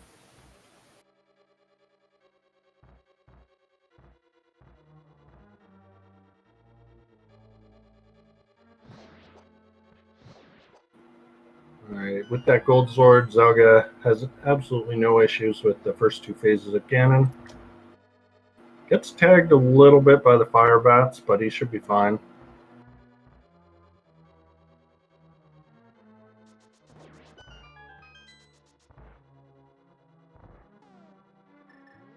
And Jimmy are done with Agatu as well.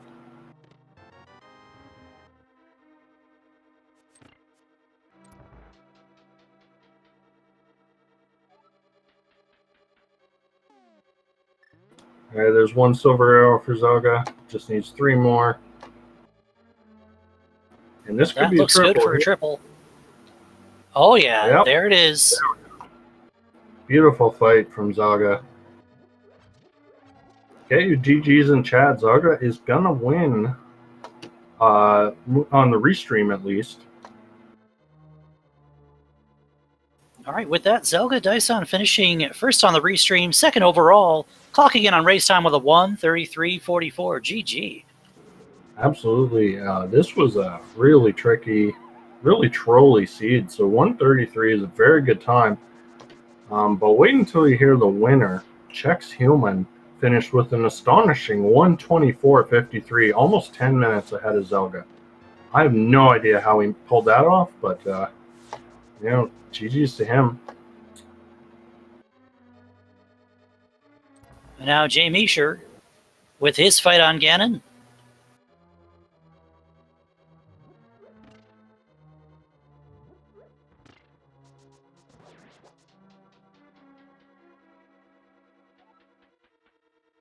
Yeah, he's on a phase 4 here. Gets that 1. There's number 2. No, sorry, that was number 4. I missed a couple. All right, get your GGs in chat for Jay Meisher with a very good performance as well.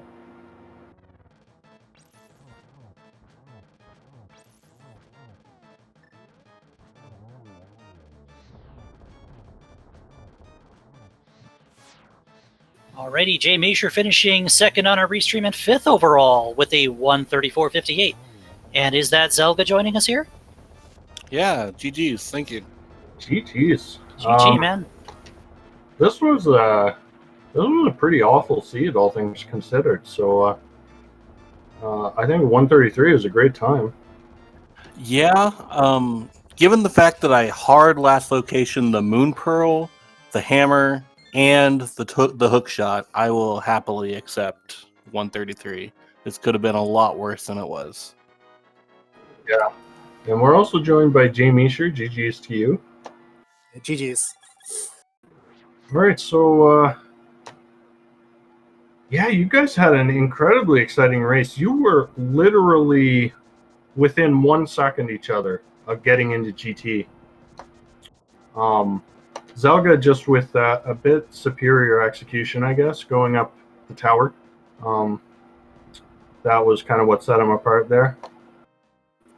My Lando 2 was pretty atrocious. And then I got a little bit spooked by getting knocked by the fire bar in the second, the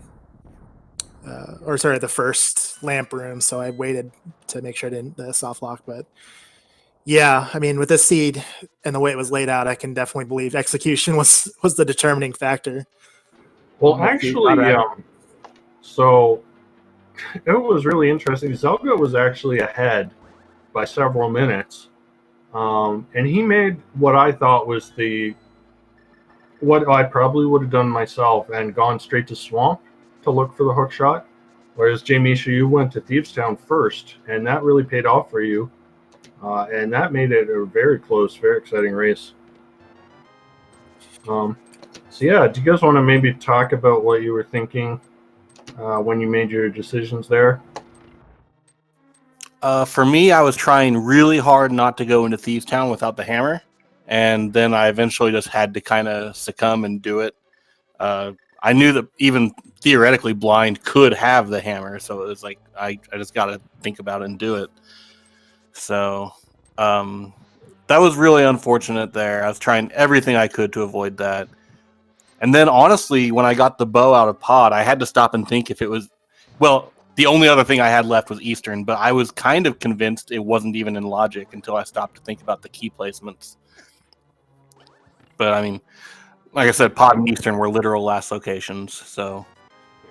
Yeah, I mean, I find in this mode you do tend to last location a bit more often, but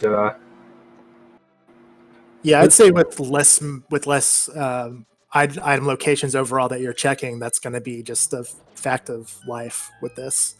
For me, I had the same exact thing, Zelga. I was trying to put off Thieves Town for as long as possible. The only issue was I didn't end up going to pod after going to Catfish the first time, which, given that hammer makes getting to pod way easier, if you don't have it, getting over there sucks, quite frankly.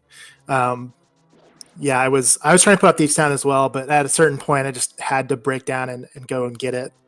And of course, the way it ended up. As far as the Swamp Palace play, I kind of figured, and I honestly realized pretty late that Hookshot could be vanilla. But my thinking was, if it was, I was probably pretty much done for anyways. So I figured I would just leave that for very last, and if it ended up happening, so be it. Yeah, luckily for me, it did end up like that whole ridiculous chain up to Ether Tablet did pay off, but it was in the back of my mind that could be vanilla. yeah, that chain was something else. Fetch quest to another fetch quest to your go mode. Now, at any point in time, did either of you think maybe to go up to Ether in case it wasn't on Bombos? Or were you hard set on that? Just because it's right next door? Yeah, I mean, with where Book was, and given that I was already coming from Dark World, it made more sense to do Bombos first. And then, I was hoping that Bombos was going to be the hook shot and I could go straight into Swamp. But like I said, I just was really, I was going to last location, the Swamp Big Chest, no matter what, if I was getting it at all. So. All right, so what are you guys' thoughts on this mode? Well, first of all, I know you've both played at least one seed of this before, but what are your thoughts in general? What do you think of it? Overall, I don't know if it would be something that I would want to play regularly, but I do enjoy the mode. I think it's actually really interesting having to stop and think about certain things in a different way than you usually do. And I'm a big fan of something like a spoiler log race, which is kind of like NMG style, where like where things are and you're kind of minimal amount of resources and things like that. So kind of mixing that like NMG style where you have a lot of the things the same, but then a few things are randomized. I could get used to it and play this semi-regularly. Probably not ever my main thing, but certainly at least once every 2-3 weeks, I could easily see myself doing this, if not more. Yeah, I'm kind of in the same boat there. Like, I think it's fun, and I definitely enjoy how it really messes with you, especially early game. I'm sure that came across in my start there, but yeah, it's fun, but as kind of a change of pace. Like, I don't know if it'd be something I'd be interested in doing in like a tournament setting, because I feel like I get burned out on it real quick. But for these types of one-off daily races, I think it's pretty fun. I'd definitely do it again sometime. Yep. All right, and we are going to be joined by Chloe here, finishing with a time of 1:41.10. Good enough for third on the restream and seventh overall. GG, Chloe. Hey yo, GG's. So, that was an awful seed. It sure was. Holy moly. You know, for every time chat has all of those, hey, this item here and this item here, and the one time it actually shows up, it had to be in this mode. I mean, I figured Ped would be a higher percentage because it is a major item. But when you see 3 pendants in the light world, it's just like, really? Yeah, that's as I was saying, it's less than a 1% chance to have all 3 pendants in the light world, so very rare. And then the hookshot, of course. I mean, honestly, I wasn't even I don't know my, like, I guess I wasn't really thinking about the logic. I don't know where all the item positions are. I was actually looking up some small key locations as I was going along. And I wasn't sure if Pod Big Chest was in logic without the bow. I believe it is. It is, It had but to I be. didn't know that. Right. I mean, it has to be. The bow was there. Yeah, that's a good point. Yeah, but I mean, it came down to like a ton of 50-50 gambles, and I felt like every time I did the wrong one. Yeah, that's kind of how this mode just ends up. A lot of 50-50 gambles.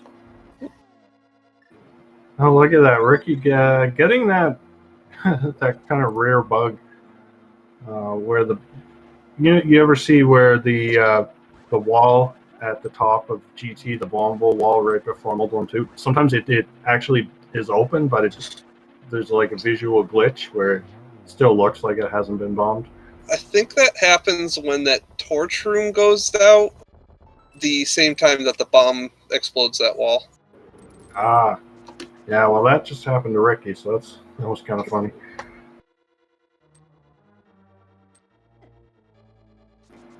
So what were your guys' strategies in terms of your opening routes for this? So we saw a couple different routes. Most people did the uncle either like right away or like within the first couple minutes. A couple of you did Houlihan. Yeah, I don't know how did you approach this in terms of your opening route? For me, I felt like heading to Uncle was kind of like the clear play in terms of item density. And then when you got a weapon, I felt like just going to the boomerang chest made sense. Honestly, after Uncle, everything was on the fly. Like, okay, we got flippers. That opens up a lot of things outside of the Kakariko area that are important, like Waterfall Ferry, Hobo. Let's just prioritize that area. And I was really thinking I could try and put off Kakariko area as long as I could. Maybe I get a bottle or a flute or something, and it just never really happened, unfortunately. Yeah, I had the same thought, but I didn't want to risk Uncle not giving me a weapon, so I did Houlihan to grab bombs first, and then went to Uncle, so I could guarantee I had a weapon going into Escape. Yeah, that's kind of what I did too, though. Given I don't have a whole lot of experience with the mode, so it'd definitely be something I'd have to like refine as far as what the opening would be. And I mean, it just I should have been thinking about going to grab bombs. I was just I didn't want to waste too much money early, and yeah, I went for the Houlihan Sank start just to give me more chances to get a weapon. Was kind of my thought process. Yeah, probably buying bombs would have been better and would have prevented me from not being able to get to the boomerang chest, running out of magic like that. Yeah, that was pretty unfortunate start to the seed for you. I was like, oh man, it's really tight. I might have enough, and I was kind of just hoping that there would be a drop somewhere along the way that would give me a little bit of extra magic. But yeah, it was just that's one of those things like you live and you learn with the mode. And if I were to do more of it, I'd probably go just bite the bullet and go buy bombs if I didn't get a weapon. So meanwhile, our final runner on stream, Ricky of Kokiri, is on Ganon. So after a few mishaps and unfortunate Ice Palace dive that didn't pay off,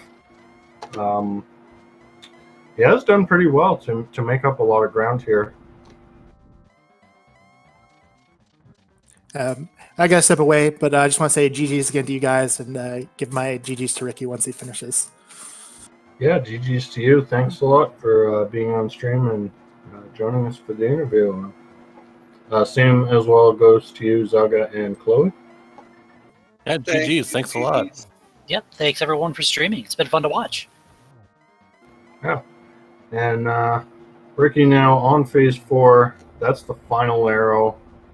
And he is going to cross the finish line in just a few seconds here. So get your GG's in chat for Ricky of Kokiri. While waiting on Ricky to show up, I would like to point out how mad I am that there was a single rupee under that middle pot in Turtle Rock going out towards the big chest. Because I was really wanting to stay on 0 rupees, and it just didn't happen. You had it all set up. You had 100 rupees going for the big red bomb, and I was like, well, you don't need another cent this entire run. There it was. And Ricky, I believe you have joined us. GG. Thank you. I routed that so poorly in the beginning. All right, I think what everyone here wants to know is what made you go to Ice Palace as early as you did? I got King of Samaria and totally forgot I was supposed to have Hammer too. That's a common thing with me. I'm like, oh, I can break Ice Palace, and I dash over there and wait a minute. So yeah, I messed that up badly, and then basically I was like, well, I'm here. Let's hope the big chest has something, and it was the bug net, which was really frustrating. But yeah, that was a big mistake. In your defense, I fluted over to Ice Palace too after I got that cane, but managed to not go inside. Yeah, you had the realization way faster than I did. I didn't realize what I had done until after I'd done Icebreaker and was in that room with the hammer pegs. I was like, oh no. Yeah, there's no way to get a key if you Icebreaker, unfortunately. Yeah, so that wasn't fun. What else did I do wrong? Oh, Thieves Town. I actually made the right call at first to not go into Thieves Town because I knew there was going to be an item in the chest and I needed the hammer for that. But then, on my way over to Pod, where I needed both hammer and bow, and my only 3 shots were the big chest of Pod and the green pendant turn in, I was like, well, maybe Blind has something? And I swear, the heart containers are supposed to be randomized. They were not. Barely. So Yeah, we did have the boots on Mothula, but aside from that, yeah, you're right. There were a lot of heart containers on bosses. Yeah, it was like the Ice Rod, Half Magic, and Boots were the only boss items we had other than heart containers, if I recall correctly. It was nuts. I remember Trinex had Quake, just because that made me angry. Oh, yeah. But yeah. All right. Well, we are going to start to get things wrapped up here. Before we go, let's read off a few more of the finishers. So we did have Chex Human and Zalga Dissa first and second. Our third place finisher was 1UP. Fourth place was Chimo. Fifth place, of course, was Jay Meisher. In sixth place, we had T-Stew. In seventh place was Chloe Prower. Eighth place, Hacksaw. Ninth place was Sanders 316. In 10th place, Fred, a.k.a. Durf. And, of course, in 11th place, we had Ricky. And there's still a few other... There's been a couple of forfeits, and there's still 3 other runners still going. But those are all the finishes we've had so far. I do want to take a moment to shout out to our trackers, Jinxie Girl and Bright Beginner. Doing a great job working through some of those bugs that we have in the tracker software. Those are never easy to deal with. And of course, a big shout out to my co-commentator, Zeruvian. It was a pleasure. Yeah, it was great to be here. That's an interesting mode that I can't say I've seen before, and might be intrigued to try once or twice along the line here. If you are out there and you want to try this mode for yourself, you can go to anywhere where your local Zahazra bot happens to be at and just type in $preset open major items. That's all one word. Yeah, of course. If you have any trouble with that, just join the Discord server and just ask someone. There's lots of helpful people there that can help you get a seed up and running. But yeah, I think that's gonna do it for us. So again, GGs to all the runners, and thanks to everyone for tuning in. And that's gonna be it for us. So have a great night. Good night. Yep, and if you're still thirsty for a little more, join us tomorrow at 2 p.m. We'll be on Speed Gaming 1 for an Ambrosia Seed for our daily. Until then, have a good evening.